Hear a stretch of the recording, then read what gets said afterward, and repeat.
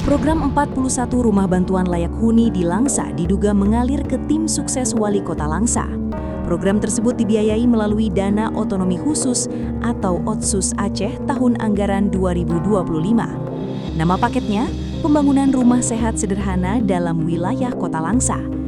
Nilai kontrak 4,2 miliar rupiah untuk 41 unit rumah. Artinya setiap unit rumah menghabiskan anggaran sekira 103 juta rupiah. Proyek dimulai pada 26 September 2025 dan selesai pada 24 Desember 2025. Masalahnya, pemerintah kota tidak mempublikasikan daftar nama penerima bantuan. Karena itu, beberapa warga menduga bantuan rumah itu diberikan kepada tim sukses Wali Kota saat Pilkada 2024. Sebab hingga kini masih banyak warga dengan rumah tak layak huni di Langsa justru tak memperoleh bantuan. Namun, fenomena proyek infrastruktur sosial sebagai instrumen balas jasa elektoral semacam ini sebenarnya tak hanya terjadi di Langsa.